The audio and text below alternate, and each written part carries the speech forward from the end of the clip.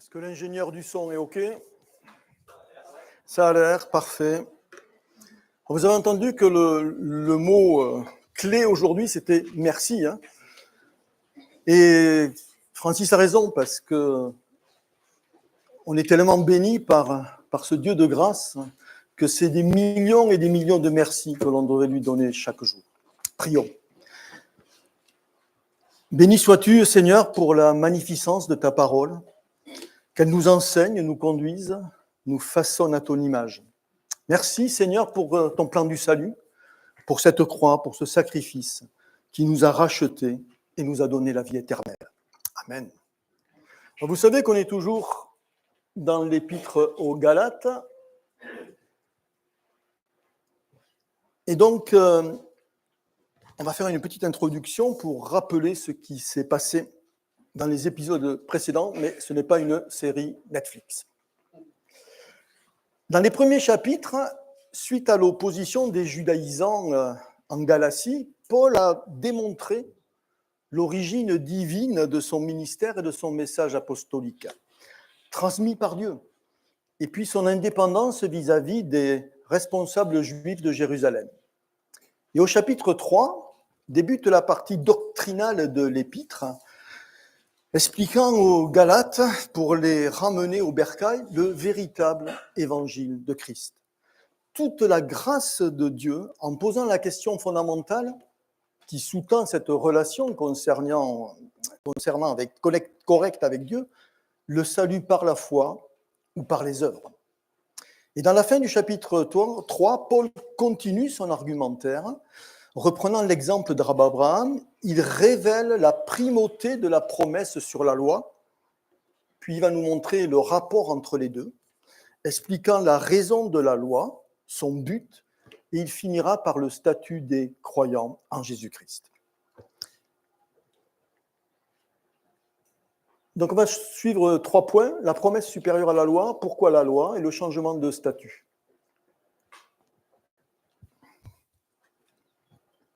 Et je vous propose de lire dans vos Bibles, alors ceux qui n'ont pas les Bibles, vous pouvez le lire directement, hein. Donc Galates 3, 15 à 18. Galates 3, 15, 18. Vous y êtes? Frères et sœurs, je parle ici selon les règles humaines. Quand un testament est établi par un homme, personne ne peut l'annuler ni lui ajouter quelque chose. Or, les promesses ont été faites à Abraham et à sa descendance. Il n'est pas dit « et aux descendances », comme s'il s'agissait de plusieurs, mais c'est d'une seule qu'il s'agit, à ta descendance, c'est-à-dire à Christ. Voici ce que je veux dire. Un testament que Dieu a établi, la loi, survenue 430 ans plus tard, ne peut l'annuler et rendre ainsi la promesse sans effet.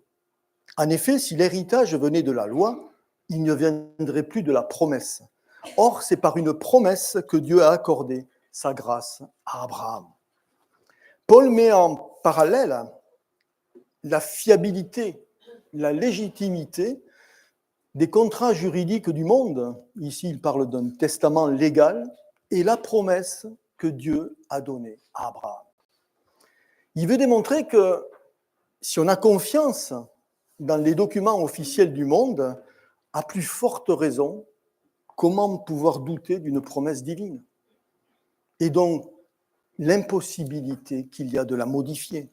Et c'était l'hérésie même qui était portée par les faux docteurs judaïsants qui voulaient modifier l'évangile de Christ. Alors, les promesses faites à Abraham en Genèse 12 et en Genèse 15, en fait, elles parlaient toutes les deux de postérité. Au verset 5 de 15, après l'avoir conduit dehors, l'Éternel fait sortir Abraham de sa tente et il dit « Regarde vers le ciel et contemple les étoiles, si tu peux les compter. » Il lui affirma « Telle sera ta descendance. » Abraham eut confiance à l'Éternel, qui le lui compta comme justice. La promesse comprenait une bénédiction à toutes les nations. Et le patriarche, par la foi, crut en la promesse de Dieu. Et l'Éternel le rendit juste et promit de bénir tous les hommes, sa descendance spirituelle, qui aussi croirait par la foi. Ce moment si fort pour l'humanité est celui où Abraham bascule d'état, de position vis-à-vis de Dieu. Dans une position différente, il passe immédiatement, par sa foi, à l'état d'un juste. Il est justifié par sa foi. Et Paul va utiliser aussi cet argument en Romains 4, 3, 5. Abraham a eu confiance en Dieu et cela lui a été compté comme justice. Or, si quelqu'un accomplit quelque chose, c'est-à-dire nos œuvres, de nous-mêmes, le salaire est porté à son compte non comme une grâce, ce n'est pas un cadeau, puisque vous avez fait quelque chose, vous méritez un salaire, comme un dû. Par contre, si quelqu'un ne fait rien, mais croit en celui qui déclare juste l'impie, le pécheur, sa foi lui est comptée comme justice. Le père d'une multitude a cru dans la promesse de Dieu. Il n'a rien eu à faire de plus. Celui qui a ratifié l'alliance est Dieu seul. Vous savez pourquoi on peut dire ça? Parce qu'au moment où Dieu fait l'alliance avec Abraham, il dort. Heureusement qu'il y a le pasteur. Abraham dormait quand l'Éternel est passé entre les moitiés des carcasses et des animaux du sacrifice. Genèse 15, 17, révisé. Lorsque le soleil fut couché et que la nuit fut venue, voici une fournaise fumante et un brandon de feu passé entre ces animaux partagés. Paul s'appuie sur ce texte de la Genèse pour démontrer aux Galates la primauté de la promesse sur la loi. Un héritage donné par la promesse ne peut être invalidé par une promulgation ultérieure d'une loi. Il n'y a pas de clause rétroactive. C'est la promesse de Dieu qui prend le dessus sur la loi. Et c'est par la grâce de Dieu qui a béni Abraham et toute sa descendance en Christ. Et nous sommes inclus dans ce peuple de Dieu, comme rachetés, que Christ s'est acquis par sa mort à Golgotha. Et Christ est la postérité promise à Abraham. Et par elle, toutes les nations sont bénies. Paul, dans ce passage, sépare en fait les deux postérités d'Abraham, celle physique et celle spirituelle en Christ, qui aura comme lui la foi et que Dieu veut sauver en Jésus-Christ.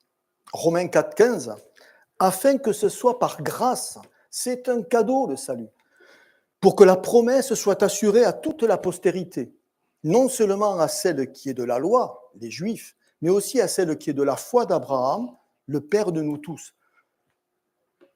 Dieu offrait son salut aux Juifs qui étaient sous la loi et aux païens, s'ils croyaient au sacrifice de Christ. 4 points de rappel. Pas d'annulation d'un testament authentique. Pas d'annulation de la promesse, donc. Abraham a cru à la promesse de Dieu. La promesse est inaliénable par une loi postérieure. Et puis, la promesse est supérieure à la loi. Alors, pourquoi la loi? Après tout ce qu'on vient de dire. Je vous propose de lire à partir du verset 19 à 24. Comme je suis sympa, je vous l'affiche. Pourquoi donc la loi? Elle a été ajoutée ensuite à cause des transgressions, jusqu'à ce que vienne la descendance à qui la promesse avait été faite. Elle a été promulguée par les anges au moyen d'un médiateur. Un médiateur n'intervient pas quand il y a une seule partie. Or là, Dieu est seul. La loi est-elle donc contre les promesses de Dieu? Certainement pas. Si une loi qui puisse procurer la vie avait été donnée, la justice viendrait réellement de la loi. Mais l'Écriture a déclaré le monde entier prisonnier du péché, afin que ce qui avait été promis soit accordé par la foi en Jésus-Christ à ceux qui croient. Si vous devez vous rappeler que d'une seule chose, par la foi en Jésus-Christ à ceux qui croient. Avant que la foi vienne, nous étions prisonniers sous la garde de la loi en vue de la foi qui devait être révélée. Ainsi, la loi a été le guide chargé de nous conduire à Christ, afin que nous soyons déclarés justes sur la base de la foi. Dans ce texte, Paul nous parle de 430 ans, et en fait, la loi fut donnée par Dieu à Moïse 6 siècles après la promesse à Abraham. 430 ans, c'est simplement la période qui s'est écoulée entre le renouvellement de la promesse à Jacob, Israël, jusqu'à la promulgation de la loi sur le mont Sinaï. Et Paul, il se doutait bien que la question viendrait. Pourquoi la loi? Parce que je viens de vous dire que le salut est par grâce, qu'il est fondé sur la promesse divine, qu'il est reçu par la foi. Alors pourquoi Dieu, avec tant de solennité, a donné la loi? Je ne sais pas si vous vous rappelez, 40 jours pour Moïse, la première fois, et pareil. Il fallait les éclairs, le tonnerre, il fallait surtout pas mettre le pied sur la montagne. Pourquoi Dieu donc a donné cette loi?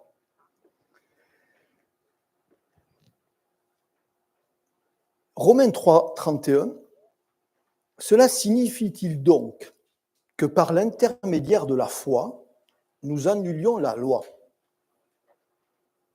Paul y répond là, certainement pas. Au contraire, nous la confirmons, la loi. Pourquoi? Mais c'est parce que en enseignant un moyen de justification qui est la foi, c'est un accord avec les principes de la loi. Parce que on voit la complète iniquité de l'homme, puisqu'il ne pouvait pas être pardonné et justifié par la loi, et on voit la souveraineté de Dieu qui agit par grâce.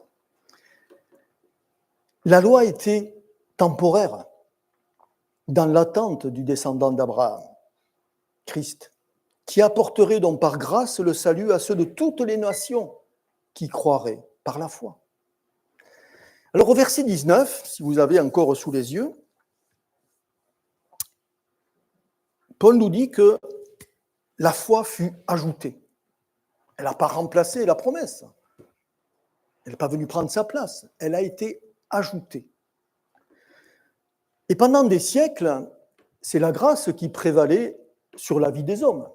D'Adam à Moïse, il n'y avait pas la loi. Puis la loi fut ajoutée, nous dit ce texte. Alors pourquoi? Elle fut ajoutée pour montrer au pécheur l'immensité de son iniquité, ainsi que sa culpabilité et sa condamnation devant la loi, dans l'attente de la révélation de Christ. Contrairement à la pensée de beaucoup, peut-être, la loi n'est pas une norme qui rend saint, car personne ne peut accomplir l'intégralité de la loi, et un seul manquement à la loi vous condamne. Si vous voulez réviser là aussi, Jacques 2, 10. L'homme est pécheur à cause de sa nature pécheresse, à cause de sa nature déchue. C'est pourquoi il commet le péché. Ce n'est pas un péché qui nous rend pécheurs. C'est parce que nous sommes pécheurs que nous péchons. Avant la loi, le péché existait, mais par contre, la transgression, c'est-à-dire le non-respect de la règle, n'existait pas. Ce qui ne veut pas dire qu'il n'y avait pas de péché, mais il n'y avait pas de violation de la loi puisqu'il n'y avait pas de règle. Petit exemple. Si le code de la route n'existait pas, en sortant du culte, vous pouvez commencer à passer tous les feux rouges, à griller tous les stops, à écraser tous les piétons sur les passages cloutés, à rouler à 180 km/h rue Maréchal Foch, puisqu'il n'y aurait pas de règles.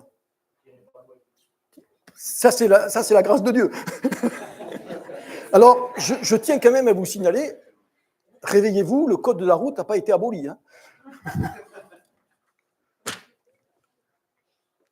La loi a apporté des règles de comportement moral, spirituel, un code de vie. Romains 4, 15. En fait, la loi produit la colère de Dieu. C'est bizarre.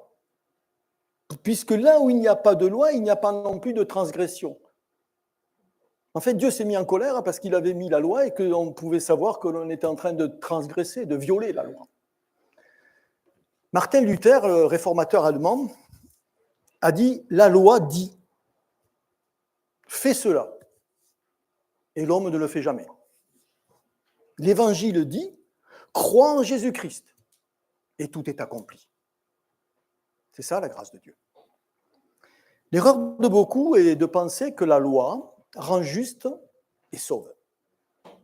La loi ne peut pas fournir le salut.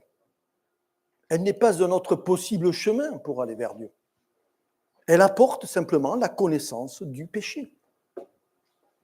D'où la comparaison de Paul avec un précepteur qui a enseigné le jeune héritier des grandes familles, pour qu'à la maturité, il tienne son rôle et assume ses responsabilités dans la société. Lorsque l'enfant devenait adulte, il n'était plus sous l'autorité du précepteur. Il avait appris ses leçons. Et il occupait sa place de fils. Et il servait son père. La loi avait pour but d'enseigner Israël sur la venue de l'héritier promis. Et malheureusement, vous savez, si vous avez lu Jean, chapitre 1, verset 11, les siens n'ont pas voulu le recevoir à l'héritier.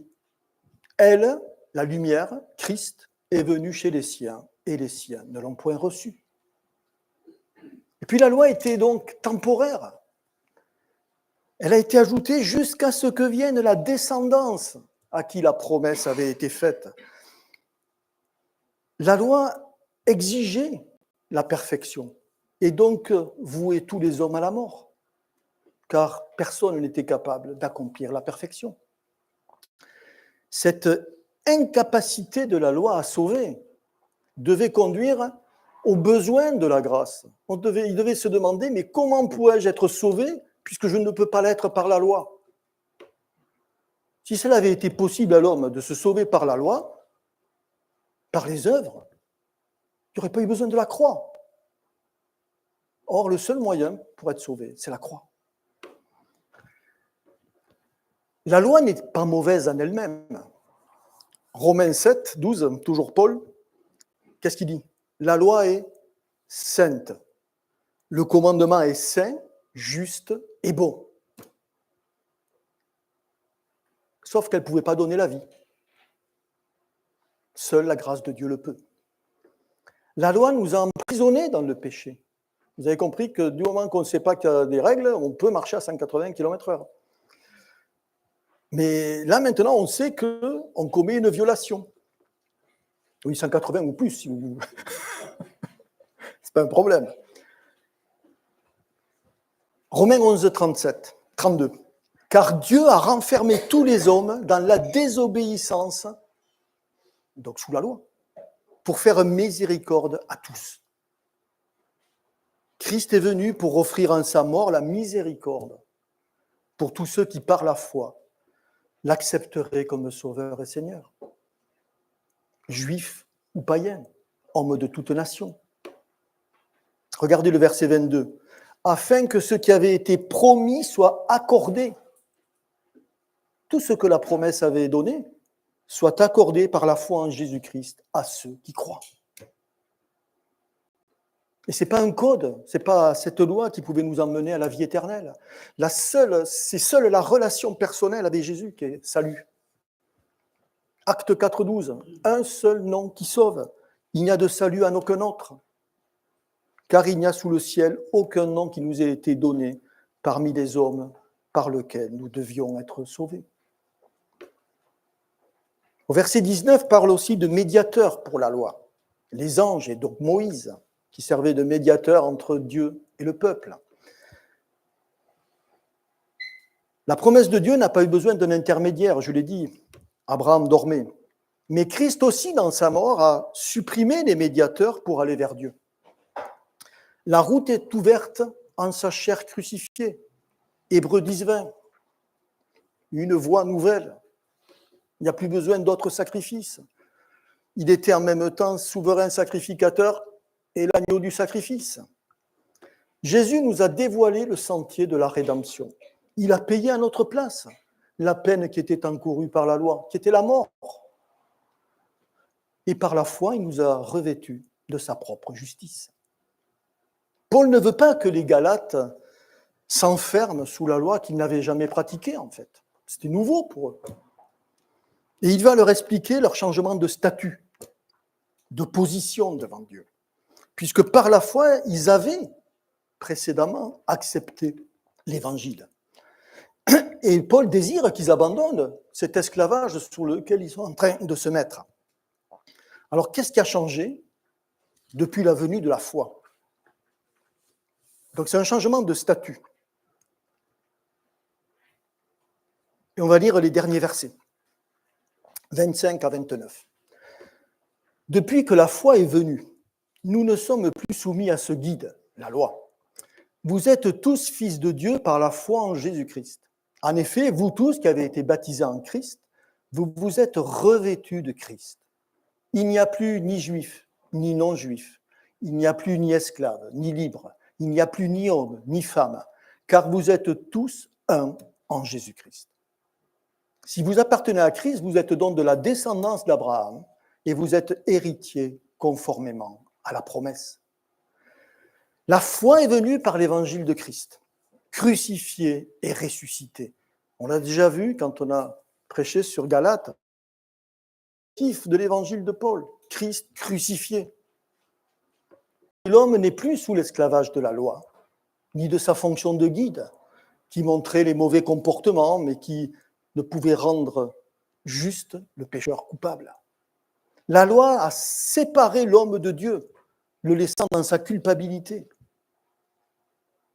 Et dans ces derniers versets, Paul s'adresse à tous les croyants, de toutes les origines, juives, païennes. Il utilise le pronom « vous ».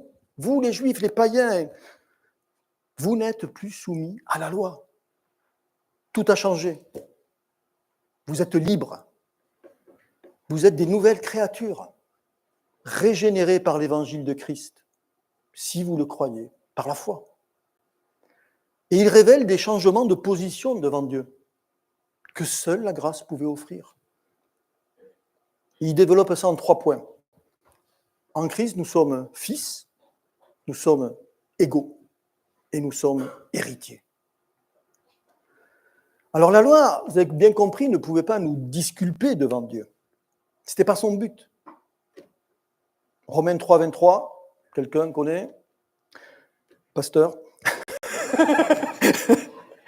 C'est le souffleur. Tous ont péché et sont privés de la gloire de Dieu. 12 points pour Paul. En Christ, le croyant est adopté. Il devient fils de Dieu. Il devient frère de Christ, héritier de la promesse. On est tous membres du corps de Christ. Et nous sommes tous aimés de Dieu. Et le croyant adopté est non seulement un enfant, mais aussi un fils bien-aimé de Dieu. David, je ne parle pas du roi, l'enfant de Thaïlande que nous avons adopté il y a maintenant 30 ans, certains le connaissent ici et d'autres sur le chantier ont pu le voir, est devenu par un jugement du tribunal de Tarbes notre fils à part entière, avec les mêmes droits que sa sœur biologique. C'est une adoption qu'on appelle plénière. David héritera de nos biens comme sa sœur et il est devenu notre fils bien-aimé. Dieu nous adopte car nous sommes rachetés de la condamnation de la loi par le sacrifice sanglant de Christ. Dieu ne condamne plus ceux qui croient en Jésus-Christ. Nous sommes pardonnés de nos péchés, purifiés par le sang de l'agneau qui ôte le péché du monde, dit la parole. Si et seulement si, par la foi, nous croyons en lui. Et Jésus nous a rachetés de la malédiction de la loi en la prenant sur lui. C'est lui qui a été pendu, qui a été cloué sur le bois de la croix. Nous sommes tous, verset 26, fils de Dieu par la foi en Jésus-Christ. Alors, je ne sais pas si vous discernez le changement de position. De perdu, on est sauvé. D'enfant des ténèbres, on devient lumière dans le Seigneur. Éphésiens 5, 8. À la nouvelle naissance, nous sommes nés de nouveau. Et avec le baptême, qui ne sauve pas, nous sommes identifiés à Christ.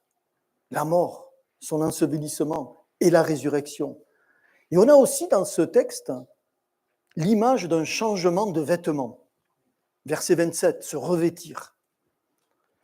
Régénérés, nous sommes dépouillés des guenilles du vieil homme, de la vieille nature pécheresse, des oripeaux du péché, pour être revêtus de la robe blanche de justice, de Christ. C'est une image que Paul utilise assez fréquemment. 1 Corinthiens 15, Éphésiens 4 et Colossiens 3,10, ayant revêtu l'homme nouveau, qui se renouvelle dans la connaissance selon l'image de celui qui l'a créé. On est fait à l'image de Dieu. Revêtir Christ, c'est se laisser envelopper de sa justice, pas compter sur la nôtre, et que sa vie soit notre vie. C'est ce qui permet de dire à Paul, c'est plus moi qui vis, c'est Christ qui vit en moi. Pour Dieu, nous sommes tous des fils et des filles bien-aimés, car il ne nous voit plus comme des pécheurs, mais il voit son Fils en nous et nous en lui. Nous avons été adoptés comme mon fils. Le deuxième point que soulève Paul, il nous parle d'égalité en Christ. Tous les croyants en Christ sont égaux. Alors dans de nombreux pays, malheureusement, la ségrégation raciale a prospéré et prospère encore. Aux États-Unis, en Afrique du Sud, vous savez que pendant longtemps, un blanc valait plus qu'un noir. Et si c'est vrai en musique, une blanche, 2 temps, vaut 2 noirs, 1 temps. Mais non. Les blancs ne vaut pas forcément. Les noirs ne vaut pas forcément 1 temps, mais les blancs ne vaut pas forcément 2 temps. Alors c'est une erreur. C'est une erreur. Deux blanches, non, une blanche égale 2 noirs. Ouais, c'est ça. Alors c'est quel temps? Le futur, le présent, l'imparfait? Parce que des fois, une blanche peut valoir longtemps. Ça dépend des pays. Ça dépend des... Hors de question que l'on se pose ces questions. Parce que Dieu ne veut pas que ça soit vrai pour l'humanité. C'est clair. Je ne sais pas, ça dépend des teintes aussi. Au temps de Christ, les Juifs pensaient valoir, par leur histoire, par leur descendance, beaucoup plus que les païens. Ils pensaient que Dieu les aimait, les bénissait par-dessus tout, eux seuls. Et c'est vrai que l'Ancien Testament donnait un statut privilégié aux Juifs et cataloguait les gentils, les non-Juifs, comme des gens impurs. Mais dans ces derniers versets, Paul va nous montrer l'uniformisation par la venue de la foi. Verset 28, relisez-le. Il n'y a plus ni juif ni non-juif. Il n'y a plus ni esclave ni libre. Il n'y a plus ni homme ni femme, car vous êtes tous un en Jésus-Christ. En Christ, il n'existe plus de différence religieuse, sociale, ni de genre, car nous sommes tous un en Jésus-Christ. Alors attention, nous n'avons pas changé de genre, je vous rassure, mais l'important n'est plus là. Nous sommes des nouvelles créatures en Christ. Et en effet, dès que l'âme humaine est rétablie par la régénération, les hommes deviennent parfaitement égaux. Les barrières, les préjugés de toutes sortes s'écroulent. Et leur unité en Christ les lie les uns aux autres comme membres du même peuple. Je ne sais pas si vous vous rendez compte de ce que c'est la grâce de Dieu. Toutes ces différences de nationalité, de rang social, de sexe, tombent pour tous ceux qui, par la foi, sont devenus, en naissant de nouveau, un avec Christ, membre de son corps. Alors on pourrait penser que c'est l'abolissement de la diversité, mais en fait c'est l'unité dans la diversité. Tous si différents, mais liés par la foi, l'amour, un seul esprit, tous unis en Christ. Et le troisième point soulevé par Paul, c'est le fait qu'on est fils, on est égaux, mais aussi on est héritier de la promesse. Verset 29. Si vous appartenez à Christ, vous êtes donc de la descendance d'Abraham et vous êtes héritier conformément à la promesse. On est des enfants d'Abraham spirituellement. Et on hérite des mêmes bénédictions. Nous sommes tous héritiers de Dieu conformément à la promesse reçue par le patriarche, si évidemment nous croyons en Christ. Si nous sommes enfants, nous sommes aussi héritiers, héritiers de Dieu et co-héritiers de Christ, Romains 8, 17. La Bible est claire. Elle est toujours claire. Seuls les enfants de Dieu sont héritiers. Je répète, seuls les enfants de Dieu sont héritiers. Dieu n'a pas de petits-enfants. C'est un choix personnel que d'accepter Jésus comme Sauveur et Seigneur. Le salut n'est pas héréditaire.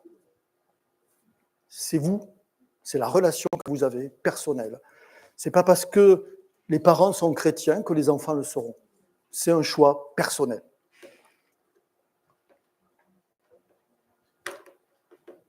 L'application.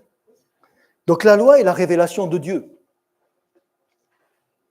Elle est donc une norme externe pour nos pensées et nos comportements.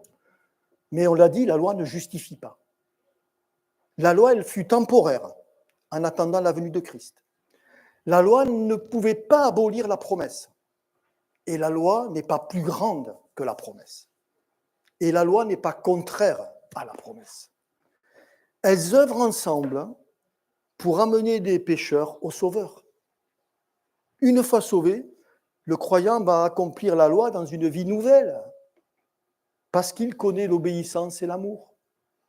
La loi est alors écrite dans son cœur. Et les commandements de Jésus sont, je trouve, personnellement, bien plus exigeants que la loi. Relisez Matthieu 5, les versets 17 à 48. Le verset 48 qui clôt ce chapitre dit « Soyez parfaits comme votre Père céleste est parfait ». Et vous savez, c'est le fameux chapitre qui commence par « Avant, on vous avait écrit, les anciens, tu ne tueras point. Moi, je vous dis, si vous vous mettez en colère, vous ne rentrerez pas dans le royaume de Dieu. Avant, on avait dit aux anciens, tu ne commettras pas l'adultère. Moi, je vous dis que quiconque, un homme qui regarde une femme pour la convoiter, a déjà commis l'adultère dans son cœur. » Et un petit peu plus loin dans ce chapitre, si tu pèches par ta main droite, coupe-la. Si tu pèches par ton œil droit, arrache-le. Soyez parfaits comme votre Père céleste est parfait. En conclusion, j'aime beaucoup Romains 8, 1. Ça explique bien le problème. Il n'y a donc maintenant aucune condamnation pour ceux qui sont en Jésus-Christ. On n'est plus condamné par la loi. La loi de l'esprit de vie en Jésus-Christ m'a affranchi de la vie du péché et de la mort. Verset 4, afin que la justice ordonnée par la loi, fût accomplie en nous qui marchons non selon la chair, mais selon l'esprit.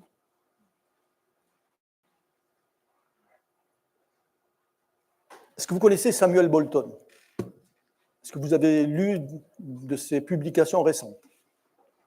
Ce n'est pas possible, parce qu'il est mort en 1654. Je m'attendais à ce qu'il y ait plein de gens. Ouais, j'ai lu. Non. Voilà ce qu'il a dit. La loi nous envoie à l'évangile pour notre justification. Et l'évangile nous renvoie à la loi pour définir notre mode de vie.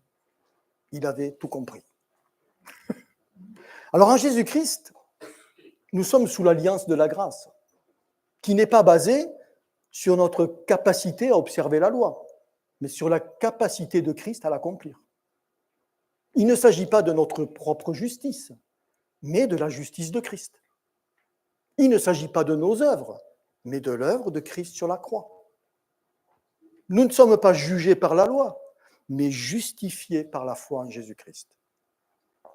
Nous ne sommes pas esclaves de la loi, mais enfants libres de Dieu.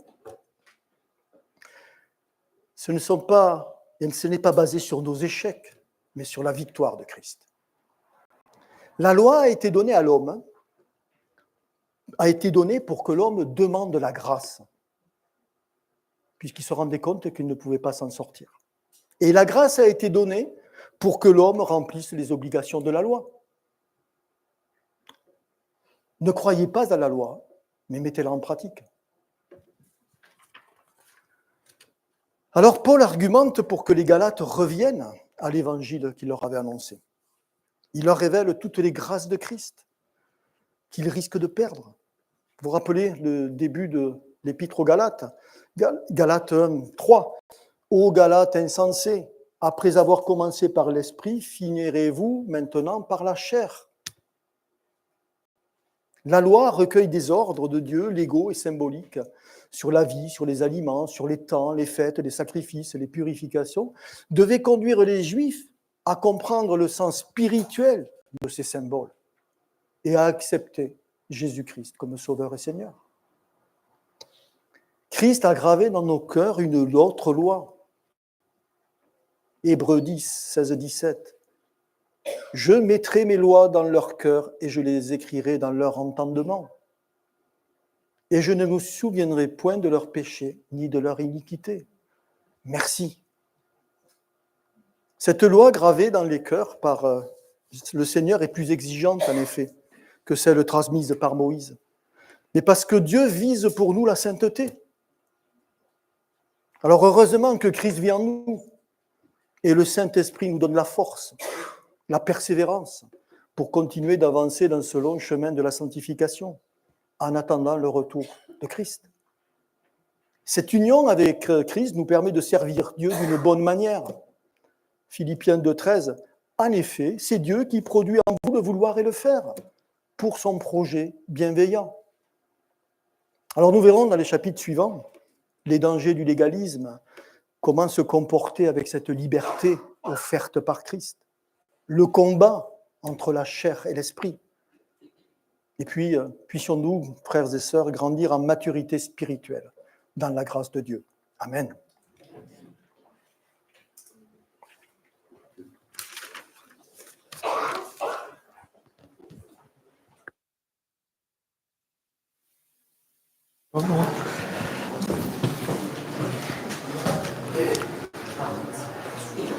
Merci Jean-Pierre.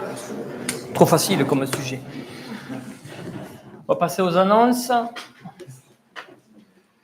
Mardi 7 mai, partage et prière, ici à l'église, 20h30. Mercredi 8 mai, groupe de jeunes, soirée intimité. Les jeunes sont au courant, ils ont 15 de WhatsApp et compagnie. Pas de problème avec ça. Dimanche prochain, le culte à 10h.